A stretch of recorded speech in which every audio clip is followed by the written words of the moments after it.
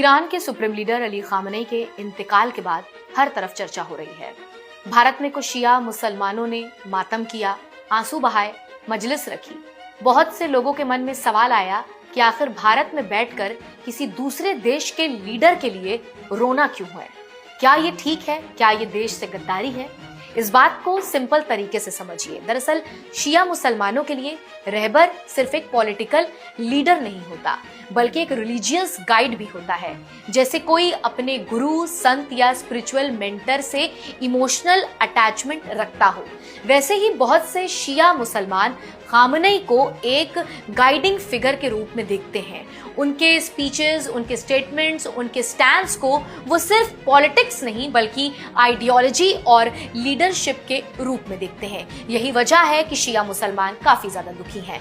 भारत के शिया मुसलमान इस देश के नागरिक हैं, यही पैदा हुए हैं, यही रहते हैं, यही टैक्स देते हैं और यही की मिट्टी से जुड़े हैं। उनका शोक मनाना किसी दूसरे देश के लिए लॉयल्टी दिखाना नहीं है, बल्कि ये एक इमोशनल रिएक्शन है। जैसे दुनिया भर में लोग किसी बड़े इंटरनेशनल पर्सनालिटी के जाने पर ट्रिब्यूट देते हैं, वैसे ही यहाँ भी कुछ लोगों ने अपनी फीलिंग्स एक्सप्रेस की, जुलूस निकाले, प्रोसेशन किया और अपनी भावनाएं व्यक्त की।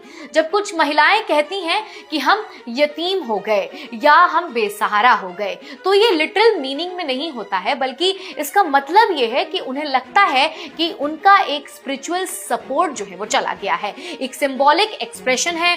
धार्मिक जबान में ऐसे शब्द अक्सर दर्द और लगाव दिखाने के लिए बोले जाते हैं। उनके हिसाब से उनका नुकसान ये है कि वो एक ऐसी आवाज चली गई जिसे वो अपना स्पोक्स पर्सन समझते थे। उन्हें लगता था कि दुनिया में जो कॉन्फ्लिक्ट्स चल रहे हैं वहां कोई उनकी कम्युनिटी की बात रखने वाला है। अब वो खालीपन महसूस कर रहे हैं।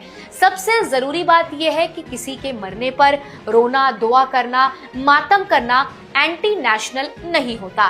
इंडिया एक डेमोक्रेटिक कंट्री है। यहाँ फ्रीडम ऑफ एक्सप्रेशन है, यानी पूरी आजादी। जब कोई कानून आपने नहीं तोड़ा या नहीं तोड़ा गया, तब तक किसी की रिलीजियस फीलिंग को देशद्रोह कहना सही नहीं होगा। इस पूरे मुद्दे को पॉलिटिक्स की नजर से नहीं बल्कि एक ह्यूमन इमोशन की नजर से समझना जरूरी है। कुछ लोगों के लिए वो एक फॉरेन लीडर थे, लेकिन कुछ के लिए वो एक आइडियोलॉजिकल लीडर और स्पिरिचुअल सपोर्ट थे।